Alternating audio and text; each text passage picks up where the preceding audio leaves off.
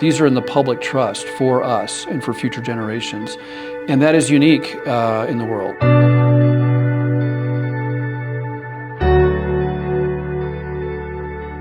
Nature doesn't have a voice, nature doesn't have a vote, and if people don't speak up for the things that we care about and provide that voice and provide that vote, there's a lot to be lost. Whether you like to recreate and camp with your family, or you like to hunt, or you like to raft on a wild river, or you just like to watch wildlife, these are all associated directly with our public lands. From my work as an environmental educator, I heard a lot from teachers, just the benefits of getting outside of the classroom into those public spaces. And we would take kids out to the bosque, and seeing them light up and just be in a new space, I think is so important for them and to have access to those public spaces.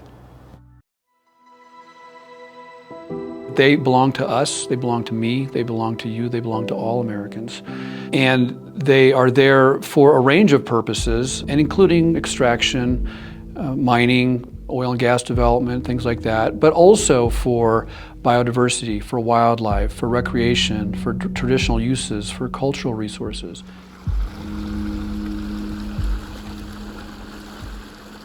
Right now we are seeing some of the biggest challenges to protecting our public lands that have ever happened, the biggest in my lifetime for sure.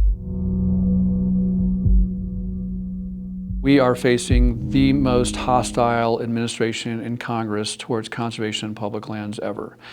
And one of the biggest threats we see is this effort to dispose of our public lands, this big public lands grab, this land seizure effort. It just completely taking them away, not even just like mining or drilling on them, but just having them not exist anymore, right?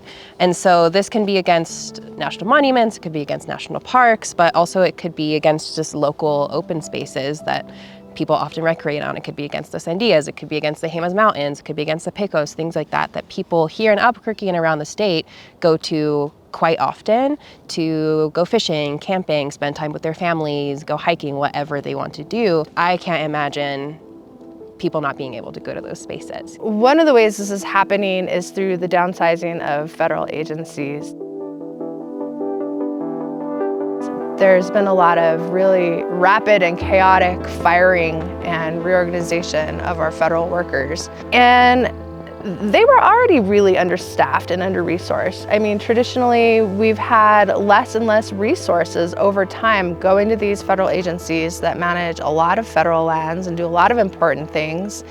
People, less and less people filling the positions, more and more vacancies. And the fact that we're reducing it now in this way, so fast and so chaotically, I think it's intentional in a way, because if our federal employees aren't able to manage the public lands, then maybe the American public will say, well, they're incompetent, I guess it's all right to just sell them off, or maybe we should, let them go. But the truth is, the real value is in protecting the lands. The highest economic value is from the outdoor recreation economy, protecting natural resources for future generations, maintaining clean water, clean air, healthy wildlife populations. And so, by making it look like the federal workers can't do their job, I think it's sort of an underhanded way to swindle the public.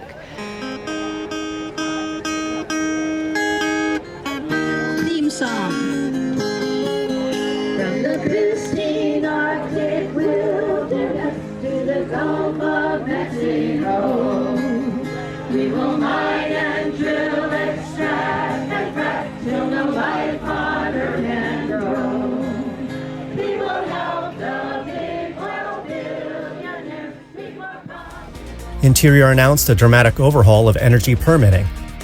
Environmental and tribal reviews that typically take years will now be completed in weeks. At President Trump and Secretary Burgum's direction, we are treating our natural resources as national assets on America's balance sheet. So we're gonna mine, baby, mine. We're gonna get critical minerals. The current policies are purportedly to sort of increase our, economic independence and our power on the global stage, but The truth is, first of all, we're already a huge energy producer. We're producing more petroleum than any other country. We're exporting tons of petroleum. We know in New Mexico, the Permian Basin has some of the highest rates of drilling that we've ever seen. What we're really seeing is this move to extract and take all of the monetary value out of our lands for short-term gain for the benefit of a few and probably not leave a whole lot behind. We've seen iterations of this in the past, over decades. At this point, though, it's just much more serious because the people pushing this idea are at the highest levels of government. They've become much more sophisticated, much better resourced. They are trying the courts. They are trying to do it through changes to House rules. They are trying to do it through budget reconciliation, and they are trying to do it through legislation at the federal level. And so we work on places that are special to New Mexicans, and we try to upgrade those protections when we feel like they're warranted. This effort casts a pall over all of that because it would actually dispose of what are Americans' birthright, their public lands, and privatize them or transfer them over to the states. And once they do that, they're lost forever.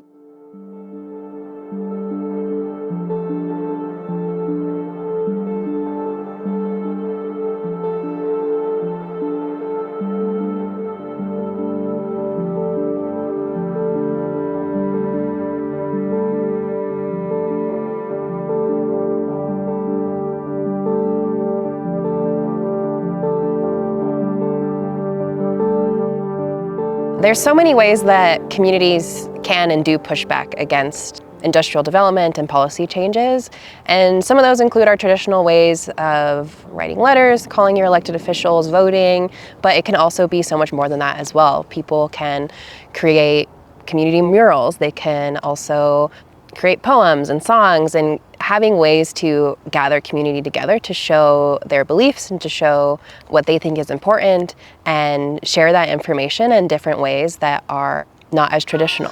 To the pristine Pecos, from the Jemez River to the song that it cleaves on. Effective conservation advocacy requires an understanding of a lot of moving parts. We've got federal laws, state laws, local laws, there's laws, regulations, and policy, and all of it kind of fits together and has to be considered as a whole when you're trying to pursue a conservation objective. New Mexico Wild really kind of acts as a facilitator for these conversations and facilitator for getting folks together as well as joining other groups that are working in tandem to protect these lands.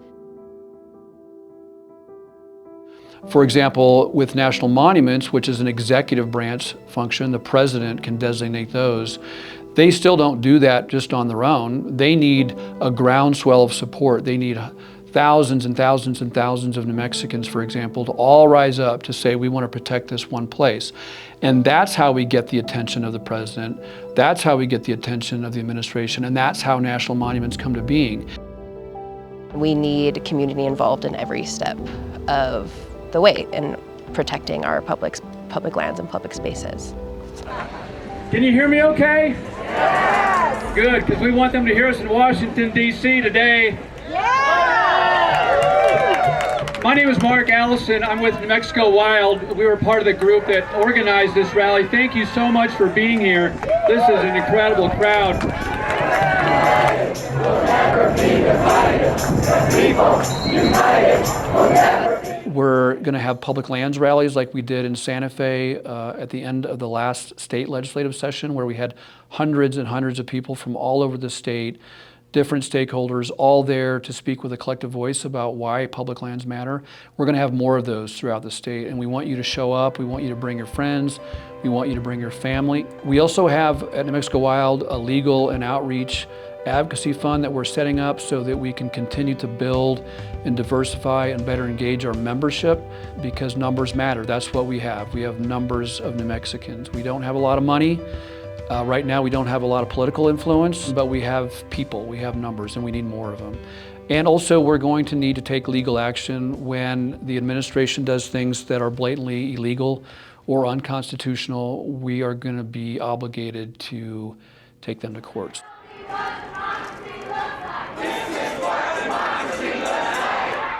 you can't sue and challenge this stuff without standing and a record.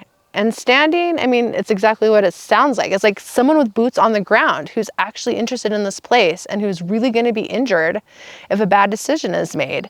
And we need those people to speak up. That's what gives you an ability to pursue something in court. The other thing is you need a record, and a record is all of those public comments. So if an agency does something that's crazy and harmful, and you have, 10,000 pages of letters from people who say, what we want is the opposite, this needs to be protected, there are some very important values here, here's what they are, that's what makes arguments viable in court. One of our strengths is our membership, the fact that we have thousands and thousands of members throughout New Mexico and beyond.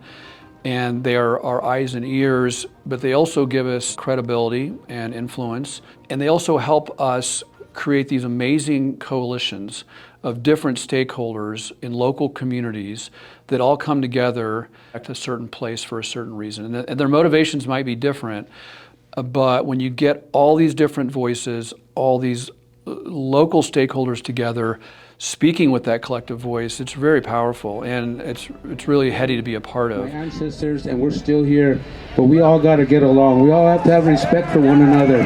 People are noticing that there's a lot of threats to our cherished wildlands, our wildlife, our water, and are really wondering what to do. And I just want to really encourage everyone to keep paying attention, to stay engaged, to make your voice heard, to vote and to voice your opinions. And the other thing that I think is just really important is to take care of yourself.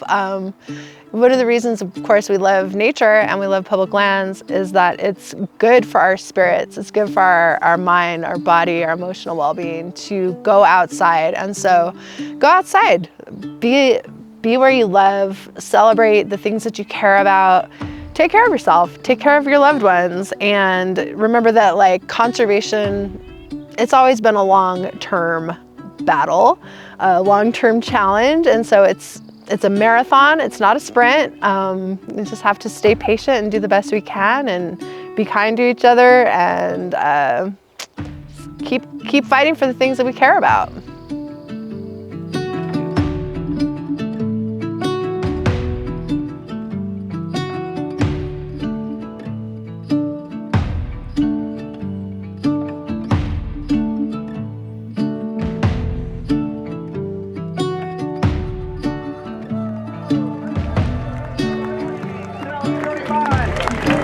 We're gonna go get it. Get started here in just 1 minute here.